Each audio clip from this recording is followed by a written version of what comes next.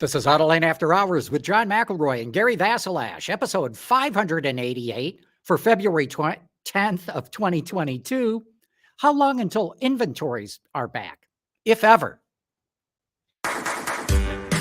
Watch Autoline After Hours live at Autoline.tv every Thursday at 3 p.m. Eastern Time. That's 12 p.m. Pacific. You can subscribe to this podcast for free by searching for Autoline in iTunes, Stitcher, or YouTube. Autoline After Hours is brought to you by Bridgestone Tires, solutions for your journey. Hello, Gary. John, how are you? Doing well. Can't wait to get into the show here. That's right. I'm glad I'm not in the market for a vehicle right now, but yeah, so, right. Which is what we're going to be talking about. Yeah. Yeah. Well, let's bring in Joe White from Reuters and Jeff Schuster from LMC Automotive. Hello, Jeff and Joe. Hey, guys. Hello. Good to see you all. Good to have you guys here. So Jeff, yeah. LMC, you guys look at numbers. You look at what people are making. You look at what OEMs are providing to the market. My understanding is that you guys basically are using 2019 as a benchmark, and then going forward from that, since 2020 was sort of a crazy year, and then 2021 on top of that. Bring us back from the 2019 time to now. Where are we, and how did we get here? Oh, that's a long road we've been on, isn't it? Yeah, obviously, each year, so pandemic disrupted the industry, shut down plants, production, clearly impacted inventory, the ability to get vehicles out to dealers. We then thought we got through that, came out of the pandemic. We're not out of it, obviously, but out of the worst of the lockdowns, with strong sales in the second half of 2020, and then we're hit with an inventory shortage and a chip shortage, where inventory was already constrained going into 2021. We're nowhere near normal levels. Inventories at historic lows, prices are at historic highs, consumers can't find vehicles. We progressed through 2021, pretty much got through the spring, hit the summer and the fall, and really hit those low selling rates and the inability to get enough vehicles to meet demand. And that's kind of where we're at right now. We're seeing much of the same so far in the start of 2022 that we ended in 2021. If I'm the optimist, and I try to be, there's a little bit of improvement. Less factories have been down, although it's the visibility is not what it used to be, because they're slowing line rates and having smaller disruptions instead of outright taking most of the factories down, although we still have shutdowns to deal with as well. But Jeff, it's crazy, right? I mean, normally we'd have almost 2 million more units in inventory than we do right now. And I looked at the numbers for January. Sales were just under 1 million. Inventory is just over 1 million. I mean, it's like if the sales pick up again, things are going to get even tighter than they are right now. Yeah, the math certainly doesn't work in this case. And yeah, so you've got a balancing act going on right now. So you have consumers that need vehicles. There's still pent-up demand from the pandemic. People getting back to their lives, driving their vehicles again, and there just aren't enough vehicles out there. We will get to the point, though, where vehicle inventory is going to be improving. But with, if we continue to see these disruptions, and there's another one looming out there, although it's probably a short one, with the protest going on right now, but that's another disruption. All of these things affect ultimately the pricing. And if the pricing continues to rise, you're going to push some consumers out, and they're just going to sit on the sideline and wait it out. Yeah, Jeff, I wanted to ask you about, there's a lot I want to ask you about here. My colleagues who look at macro data that comes out of the government were all excited and sent to me yesterday a chart that showed automotive inventories in December had the biggest 1 month increase in like 10 or 11 years. And they're saying, well, the inventory problem is over. And so I just heard you say not at all, right? It sounds like a bit of a blip there.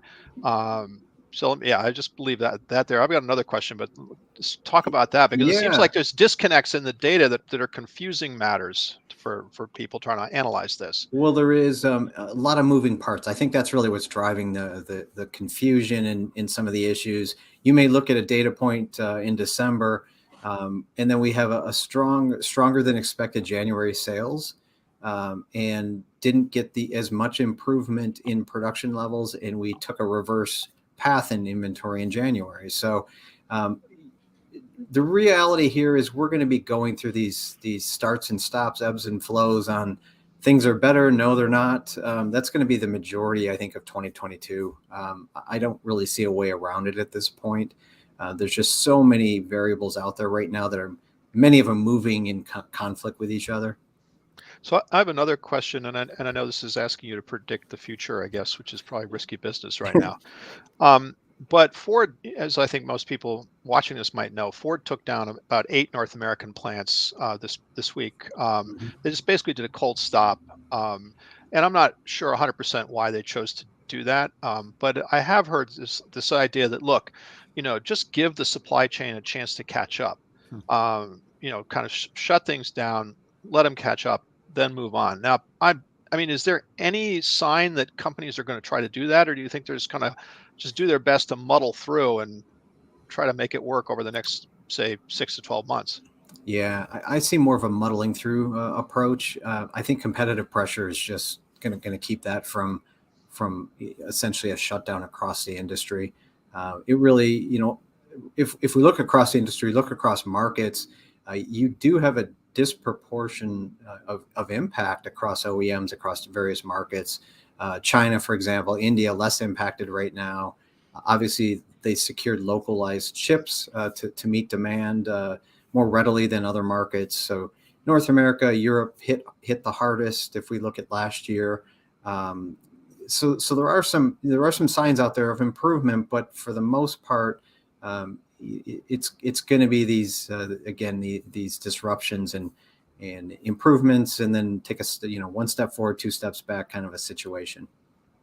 Jeff, to what extent is the continuing lack of inventory predicated on the chip shortage versus the broken supply chain and the inability to get ports unloaded and product out to plants?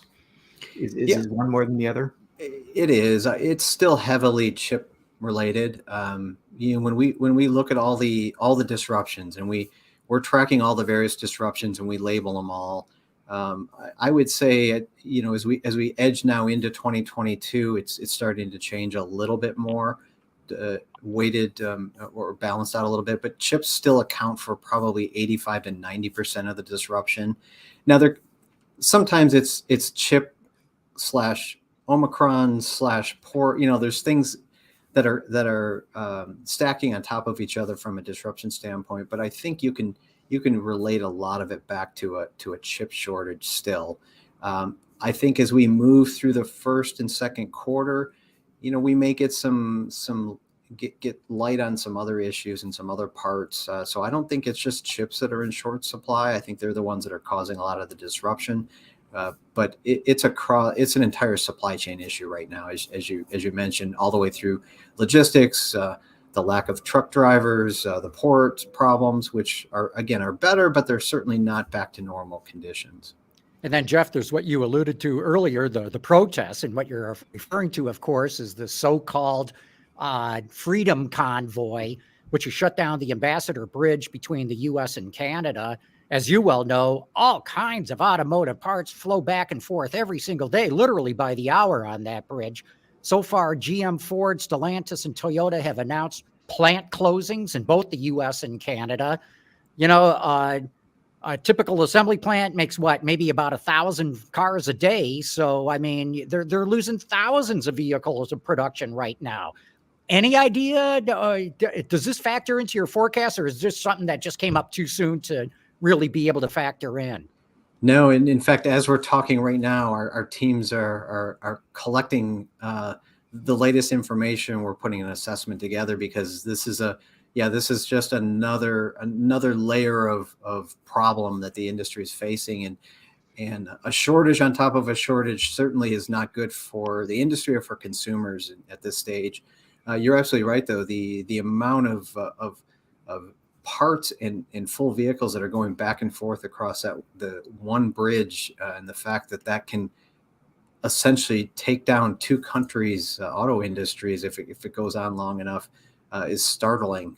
So, obviously the hope is that something gets done quickly to resolve this and go back to normal, at least traffic across the bridge. But this is going to have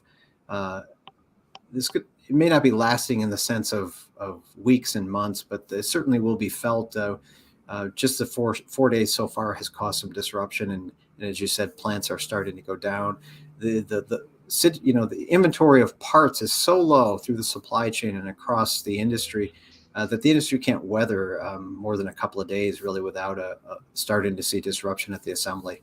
Well, take that a little bit farther. I mean, let's say it goes on a few more days. Yeah. I mean, these protesters show no signs of abandoning their trucks on the bridge. And by the way, it's not just truck drivers. All kinds of protesters are piling on right now. But let's say it goes on a few more days. What's the ripple effect? Well, I mean, it goes through the parts back and forth first. And then, of course, full assembled vehicles, the trade between the two countries, between Canada and the U.S. as well. So then you don't see those vehicles at the dealerships when you're expecting to see them. And then further along the line, because those parts delayed the assembly of vehicles, that can last into the next few weeks as an impact, at least at some level. I think right now it's still been relatively contained and minimized, but certainly the risk is there if this goes on for into next week for a few more days. Jeff, you're right. I mean, this thing, and I've thought about this thing that's going on with the Canadian truckers. First of all, it's not just about vaccines. It's turned into a much bigger kind of agenda. Mm-hmm. It does show you the vulnerability of supply chains. And it seems to me that one of the things that automakers, well, all kinds of manufacturers, but certainly automakers must be doing is looking for the ambassador bridges throughout their supply chain. And there's more than one, right? I mean, this whole idea that, you could run just in time, super lean, assume that the supplies would arrive as scheduled within a 1 hour window. That's just kind of out the window, right? And I wonder what that does to sort of industry assumptions about production, about costs, about the footprint of their sourcing. It's got to put everything up in the air. It does, and I think it causes the industry, as you suggest, to kind of look at the process again. Just in time works when it works, but because it's so lean, when you have any kind of shock, then you're caught essentially.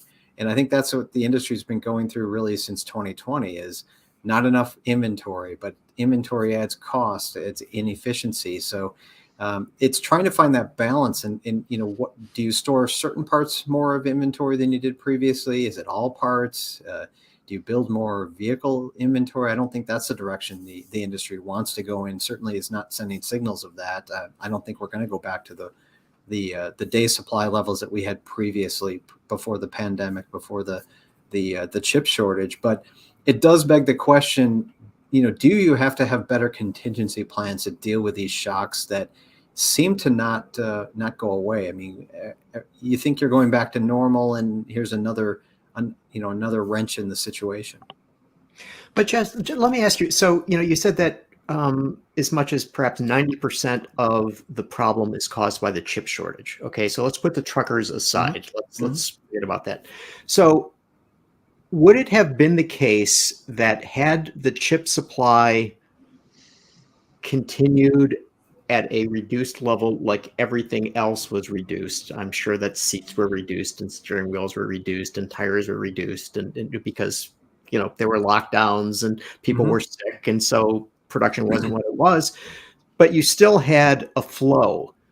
Would we be in the situation if chips had been the same purchase and not a cancellation of the purchase? I think we still things would be much closer to a recovering normal. Again, not normal, but I think we would see the path to a full recovery, that the path that we were on. But I don't think we would have been without disruption. Inventory would have been leaner than normal, even if chips weren't an issue. I think prices still would have gotten elevated if chips weren't an issue. But I think all of that exaggerated it and magnified the situation and made it much worse. So I think it certainly is. I think that's why you can equate everything right now to chips. But when that problem goes away, I suspect there's other problems below the surface. Then we'll have battery minerals. Can't get those. Right. Can I? And I want to throw in a question. You mentioned the word price a couple of times, and I think rightly so. So it seems like on the one hand, the automakers are very proud to tell you how crazy high average transaction prices are and how they're offsetting a lot of this material cost, logistics cost, inflation that they've seen. On the other hand, I just wonder kind of what happens to the auto market when the average car is the price that a luxury car was not that long ago. And then again, I'm curious kind of how you put that into your forecasting. Do you sort of see 47,000 plus or minus as the kind of the new normal, or does it go back to some other level and then presumably you have a larger mass market again? No, I mean it's a great question, and I don't know that there's fully an answer. But what I would say to that is I think at this stage we're likely to see elevated pricing at where we're at now, if not higher, throughout 2022.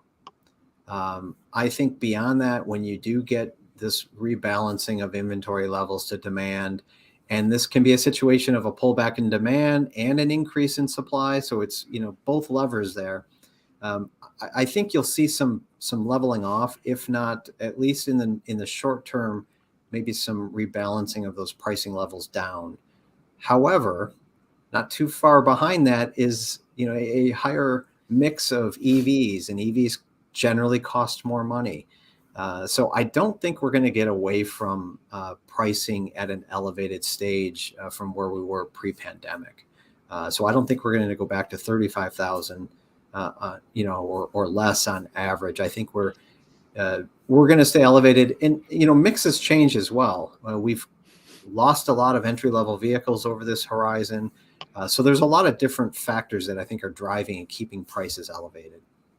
So Jeff, as you look out, let's take this, sometime into the future. Supply chain issues have been resolved. The industry can crank up things to meet demand. Where do you think inventory is going to settle down? Because clearly the industry's been stunned at the pricing power that they've had due to the shortage. Yeah. And I can't believe they're going to want to give up that kind of pricing power if they can. Where do your forecasts think that the inventories will settle in the future once this is all resolved? Yeah, I think if you go back and assume 60 to 65 days the average, the normal average, I think we're probably 45 to 50 day supply would be where I would expect things to call the new normal. I think that's probably the target that the industry is looking at going forward.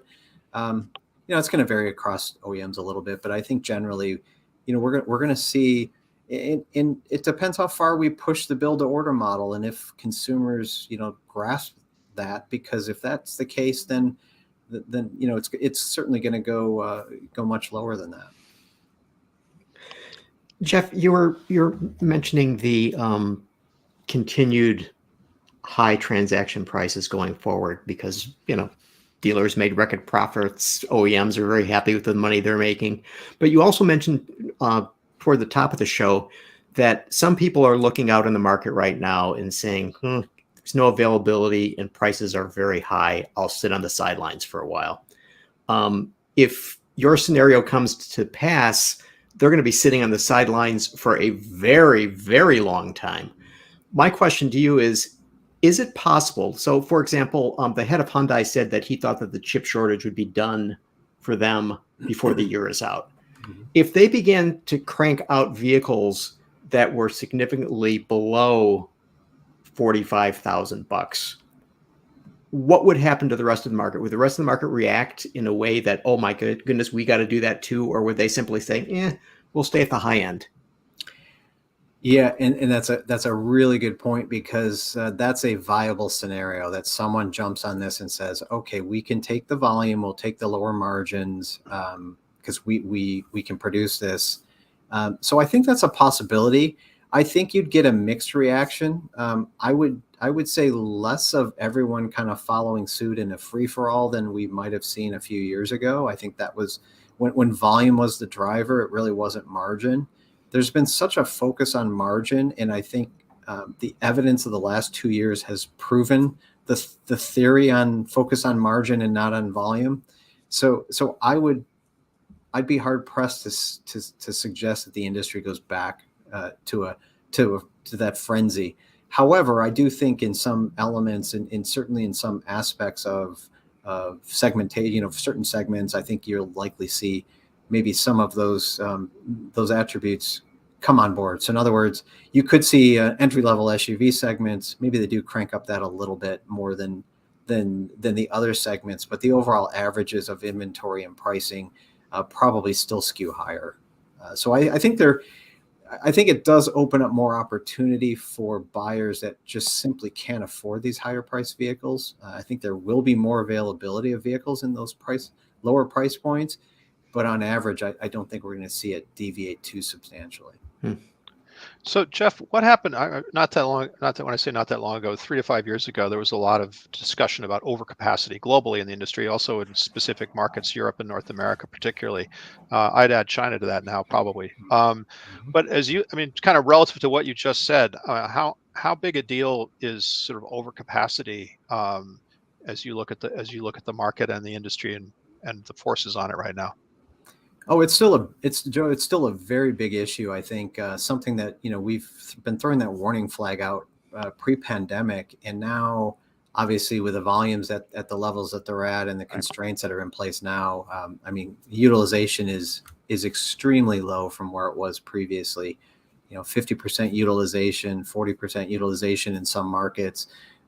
Those are unsustainable. So something has to give. So if you're talking about potentially lower volume because margins are high, prices is high, there's a flip side of that, and that is you've got to address or do something about capacity. Now, maybe some of this conversion from IC to EV can handle and be a way for the industry to deal with some of that excess capacity and take it out. So I think during that transition period over the next few years that we're seeing massive shift obviously to EV focus. So I think you can address it maybe in that guise, and that's a little bit easier than just saying we're shutting plants down. Jeff, I'd like to hear you talk more about this whole build to order concept. As you know, dealers have always had acres of inventory because the belief was American shoppers want instant gratification. They want to be able to go to a dealer today and drive home in a brand new shiny car. But with the tighter inventory, the availability is just not there. And so automakers are encouraging buyers to order the car they want rather than just buy off the lot. Where's that going? I know I talked to the Jaguar people last year. They said their build to order had jumped to 40% of sales. That was early in the year last year. I don't know where that is right now, but where do you see that all going? Yeah, I do think, we've all become accustomed to waiting. We're waiting for appliances. We're waiting for furniture. We're waiting for contractors. It's just the reality. You can't say, well, I'm going to go to the store down the street because they're going to take care of me. I won't have to wait. That's not the case. So I think as long as, that's in our memories, we've gotten over this to a degree anyway, the instant gratification. I think it's going to be an industry or an experience that has it both ways. If you really need that vehicle on the dealer showroom floor, you'll be able to do that. But you may not get the exact vehicle you want. I think this conditioning and retraining consumers on the idea that you can have exactly what you want, you just have to wait 6 or 8 weeks for it. That may not be as far off as it was before all of this happened. I don't think we're going to go fully to the European model, but I think we will be somewhere in between where we were previously with everything's just on the lot to, there's some on the lot. If I really need that, I can go get it. But if I want what I want, I'll just order it. But don't you think there's a generation that has been brought up on Amazon Prime that is going to want it and not wait 6 to 8 weeks? I mean, it's a fair point, but even Amazon Prime, you're waiting longer than you did before the Right. pandemic in general. So, yeah, I mean, there's a balancing act there. I think that's why we'll have situations, I think, to really feed both consumers in that case. I suppose it just depends on where everything essentially goes with the auto industry, and if we get down, if we get to any sort of a shared model at some point, that plays a role in this. That's still, I think, down the road. I don't think that's in the near term horizon, though. Yeah, I Well, think I just think sharing your car, I think, has taken a few steps back after this last 2 years. I suspect so. Yes. That's not my plan. No. I'm sorry, Gary. Go ahead. I was just going to say that, John's new favorite book, The Innovator's Dilemma, talks about people coming in from the bottom and disrupting what's going on at the top, which brings me back to this whole question about whether some clever OEM might not say, okay, what we're going to do is we're going to appeal to the segment of the market that is sitting on the sidelines and provide them with vehicles that they can't otherwise afford because of the, very, very high price points. And then if, interest rates start going up, it's going to make it even more difficult for people to buy cars. So, I mean, I just see that this is an opportunity for somebody clever. And I even wonder whether it might not be a possibility for the Chinese to come into the U.S. market. That, I think, is a very viable option to come in as a low cost entry. There's a lot of capacity, a lot of volume that could be pushed here if they want to go that route. I think that's certainly is a possibility as the industry has moved up and you've got this white space now really that didn't exist before, at least certainly at the level that it does now. So yeah, I think that's a possibility, certainly something to keep an eye on. Jeff, that's intriguing what you're saying there. I mean, do you think the Chinese could come in, eat the 27.5% import tariff, and still be able to undercut everybody else in the U.S. market? That's a big number added on to the cost of a vehicle, obviously. But I think it's possible they still, with these elevated prices that we're seeing, if we stay at that level, I think that is a possibility. Will they have substantial share at that point? That's a difficult one to say. I don't know that that's necessarily the case.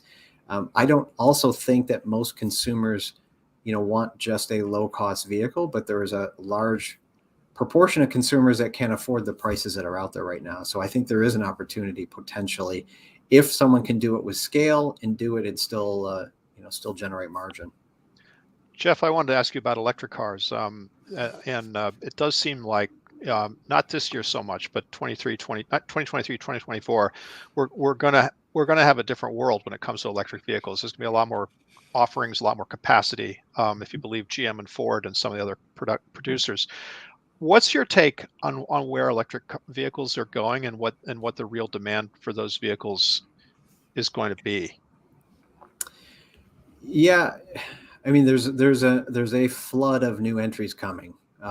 It's ultimately going to be up to the consumer if they want to buy them or not. But the industry is making this move. Our view, has changed over the last few years. Last 2 years in particular, when you've got a larger commitment from the industry itself.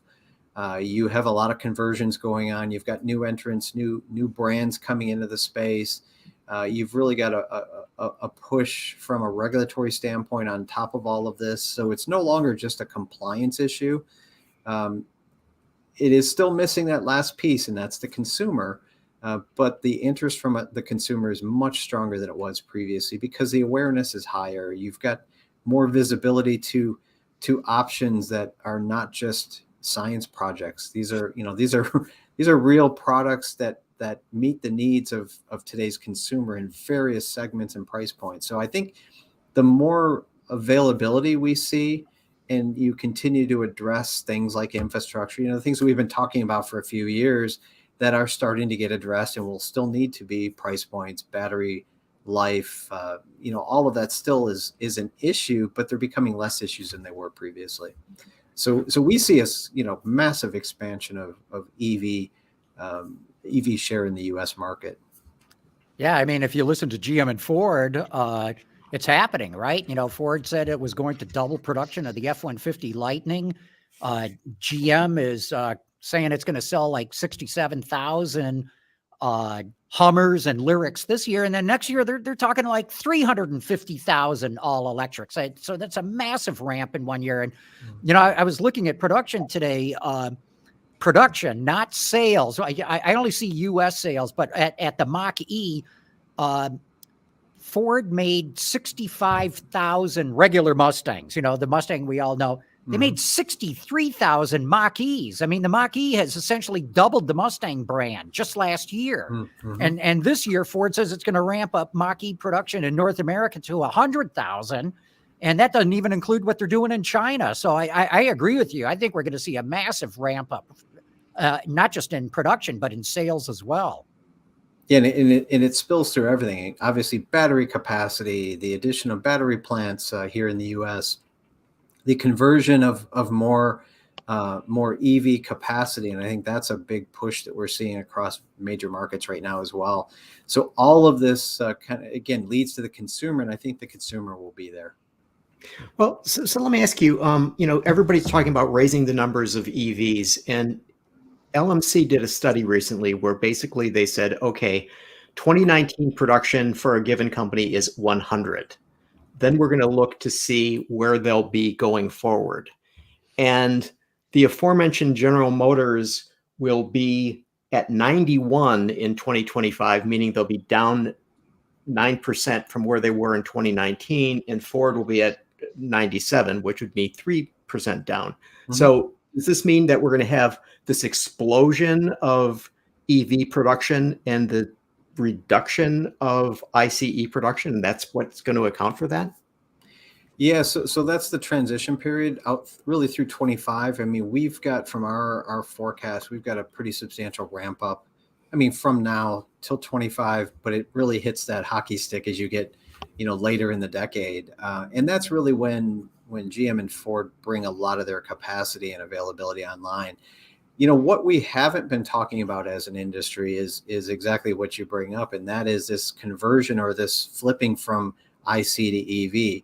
Because right now, from a capacity standpoint, you still have both. That's going to have to be addressed, and that's as we go through this transition, and as consumers come up the learning curve and decide they want to jump into an EV, they want to get that the charging infrastructure at their house and deal with all of that. So once that happens, there's a period of time before there's a conversion to the sale, and I think that's why we would expect to see General Motors and Ford not get back to where their previous production volume was until later in the decade, when really the plan is for much higher EV concentration.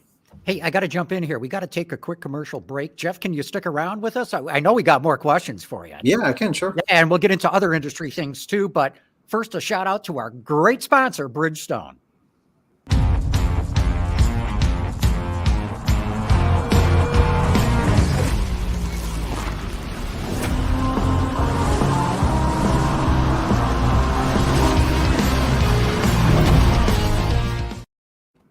All right, we're back talking with Jeff Schuster from LMC Automotive. Here's a question for you.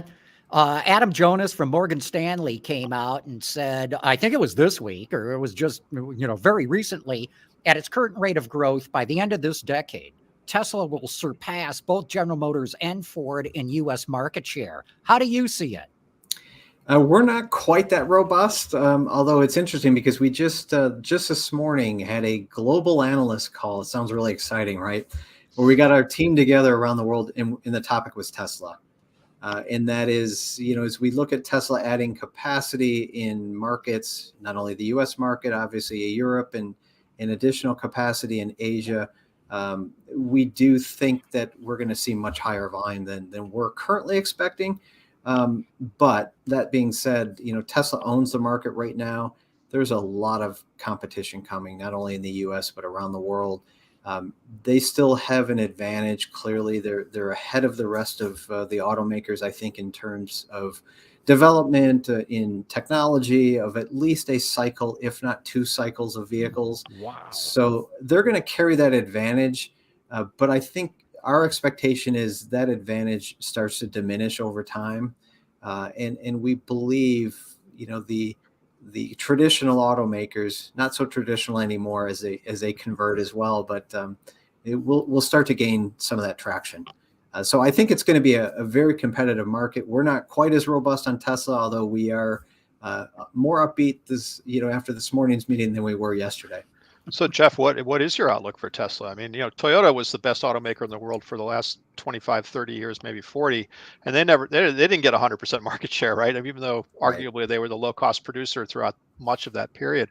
But I mean, as you look at Tesla, what are you modeling at this point? What are you kind of predicting or seeing for them in terms of share, and maybe even like the share of segment, like luxury segment? What do you see?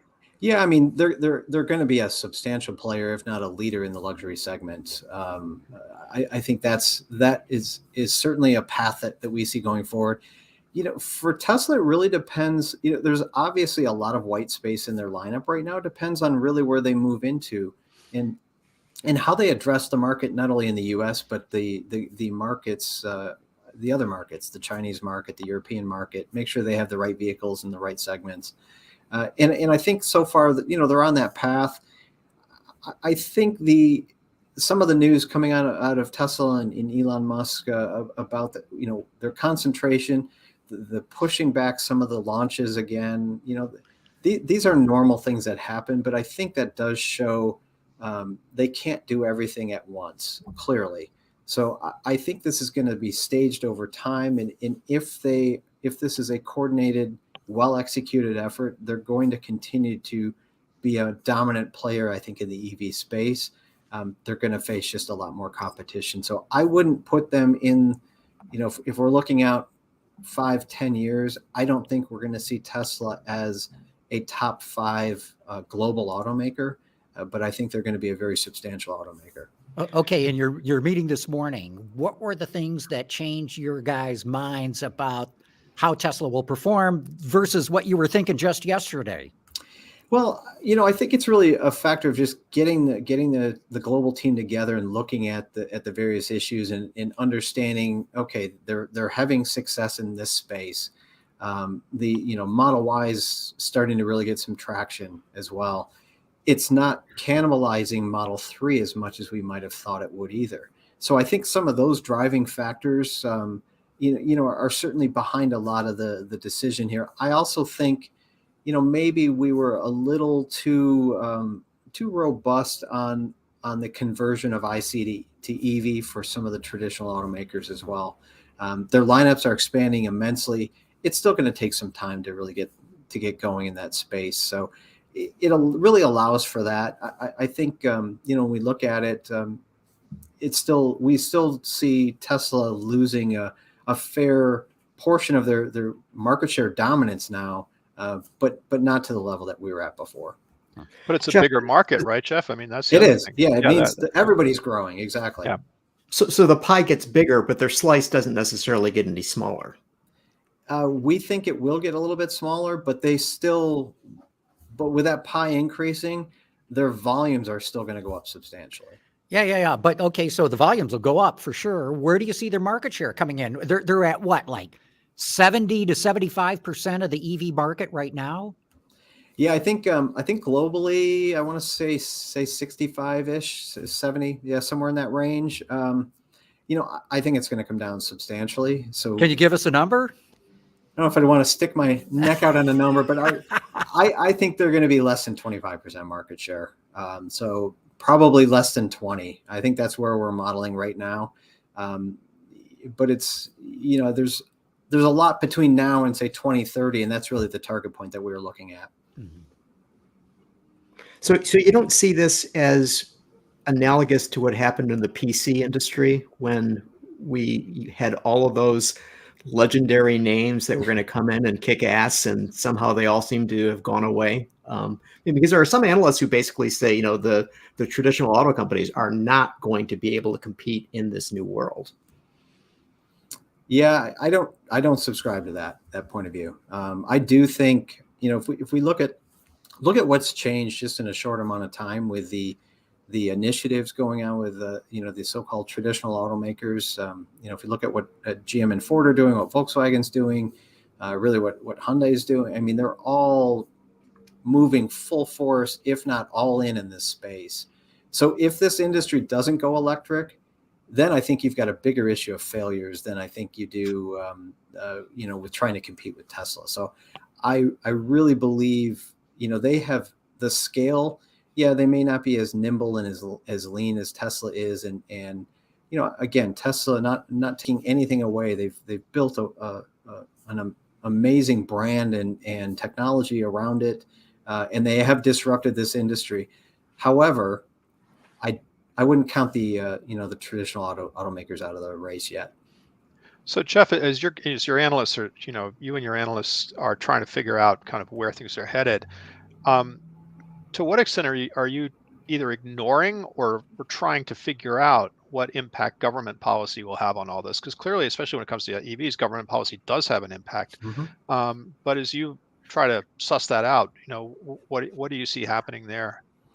Yeah, Joe, that's an interesting point, because one of the struggles that we have when we're looking out is obviously, what are the drivers?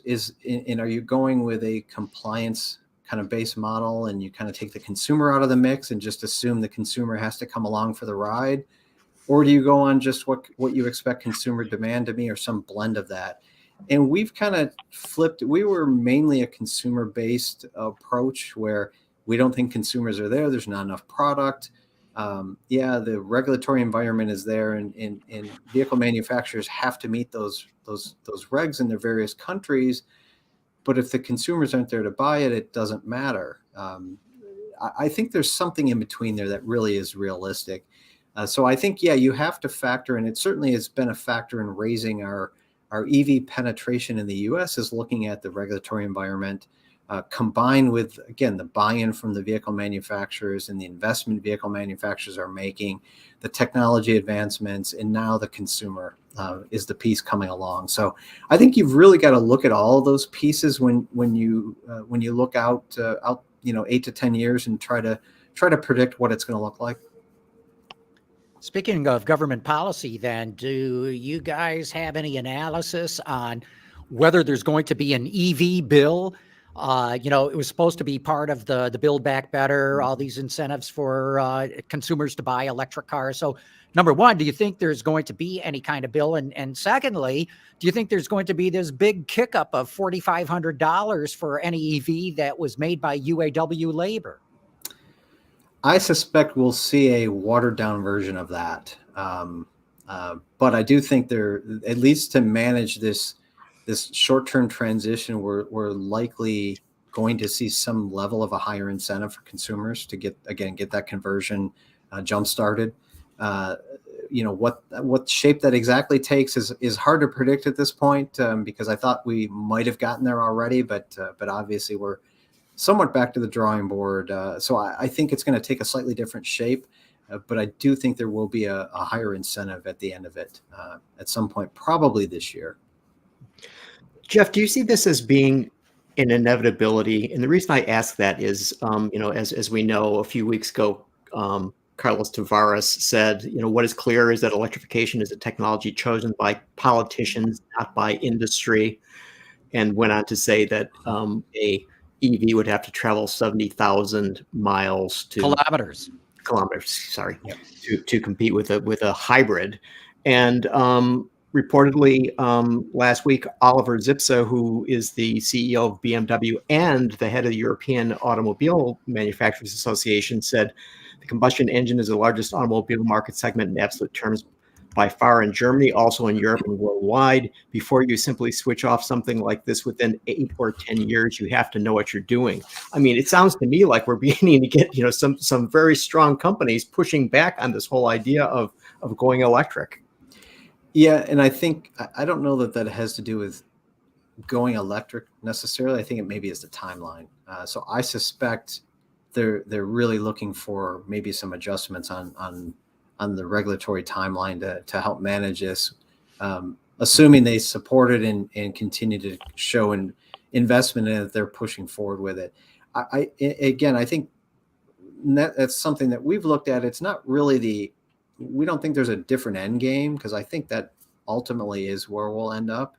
You can look beyond that and talk about fuel cells if we want to get into that topic, but that's just something that is always out there at some point, right? 10 But years. It'll be 10 years, 10 years, another 10 years, right? But I do think, the road between now and whatever that 50%, 75% penetration of EVs, there are a lot of different paths you can take on that. And I think that's likely what the positioning and posturing is taking place right now. Yeah, Jeff, I would not want to be in your business right now, because we just touched on it. So in the past you said, okay, tell me what interest rates are going to be, tell me what capacity is, so on and so forth. Tell me what certain technologies are, and I'll tell you what's going to happen, right? And I'm sure obviously more complicated than that, but now, in addition to all the factors you had to assess before, right? You've also got to assess, well, what are the politics of labor in Germany? Right, which is what I think Zipsa is really talking about. He's basically saying to the government, be careful what you wish for. Before you tell me what to do, you might want to talk to your friends at IG Metall and who represent all these. I saw Bosch, for instance, said 80,000 workers at Bosch, just the one company, are tied to diesel technology. And it's like, oh, I get it. So I'm just wondering, how are you able in some sort of rational kind of analytical way to draw in all of these X factors that surround this technology disruption, or is that just like a part of your challenge at this point? It's clearly a part of the challenge. It does make the job exciting, that's for sure. So we don't have many boring days looking at the industry these days, but yeah, it's certainly a challenge because it's a fair point. You have a lot of the economy, focused in this area that you're essentially saying is going away. Unless you make that conversion and do that correctly, and that's going to, you're going to have to retrain. There's all kinds of issues evolved around that.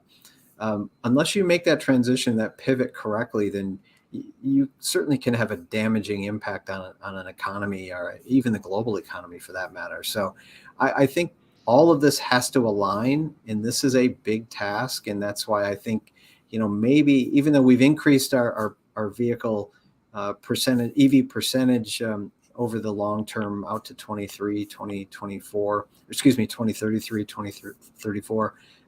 But I think really to get those high numbers and to say the IC is gone and dead, I think it's just going to take a little bit longer. There's a lot of issues to be dealt with. Jeff, I really like your insight there of, what Carlos Tavares at Stellantis and Zipsa at BMW are really pushing for is maybe more leeway in terms of meeting CO2 emissions.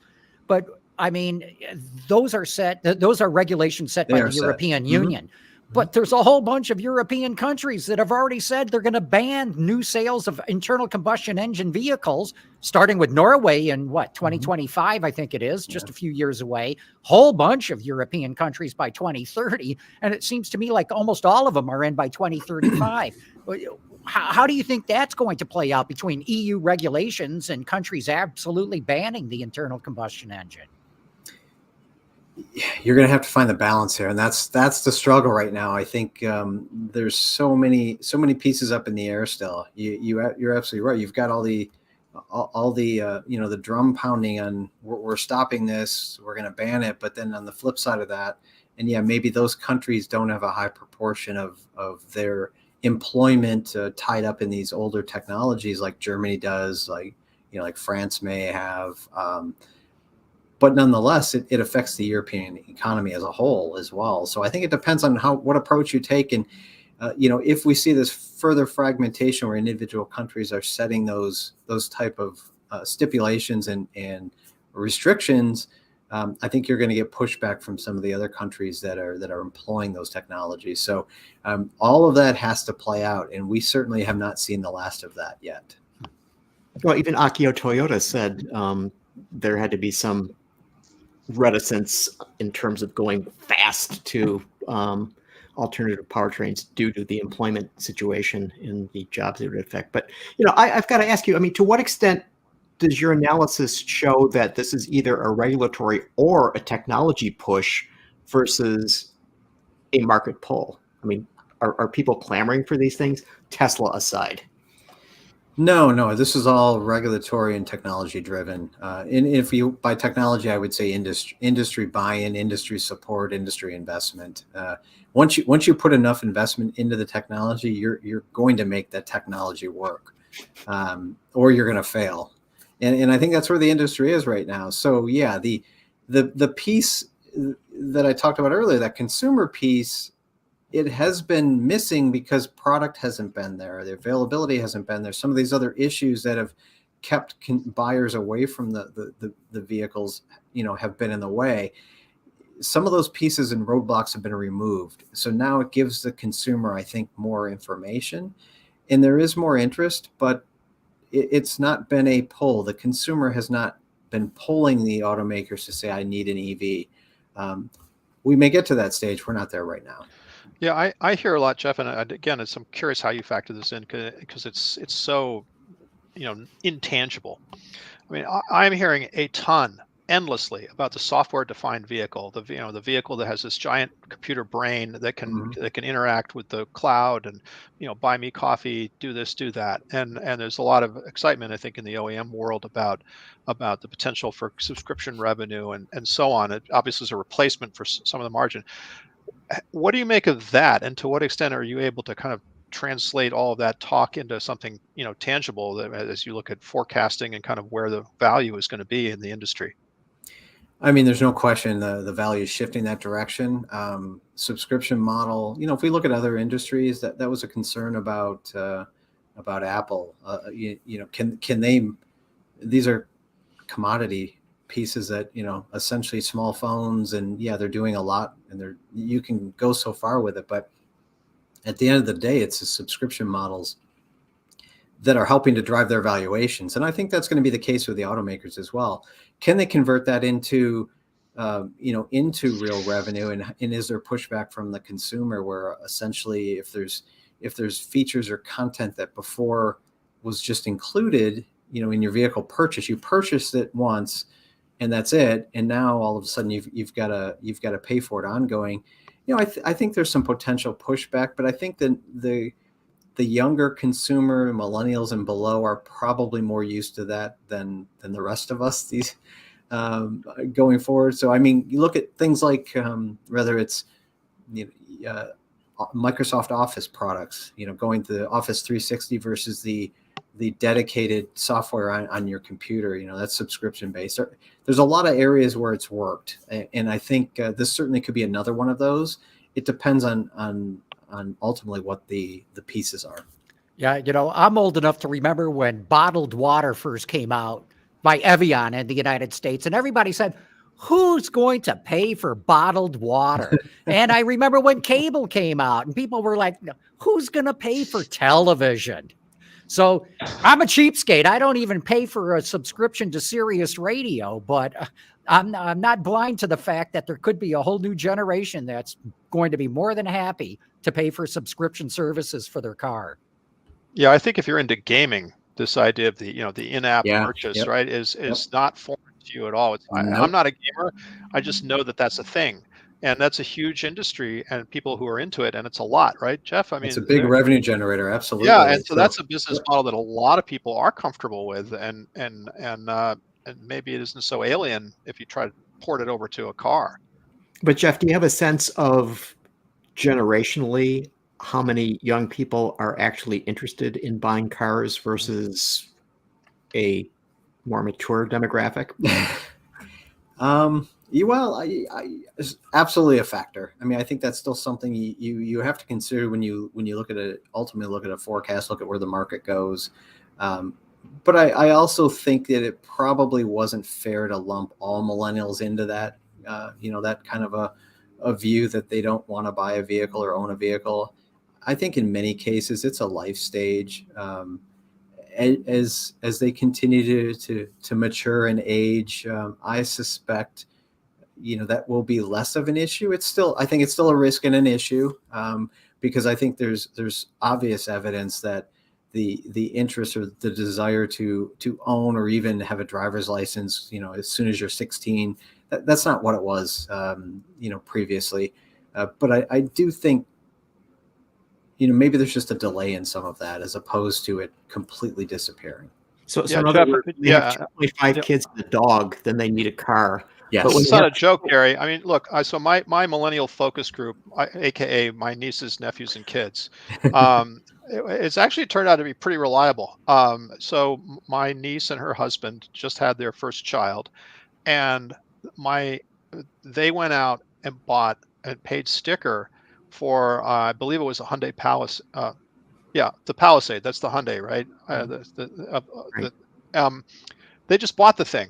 It's as you know, it is a not small SUV, and because they have a dog now, they have a baby in a car seat, et cetera, and they have parents that are here, there, and everywhere, and they're going to be on the road. And so I've just looked at that.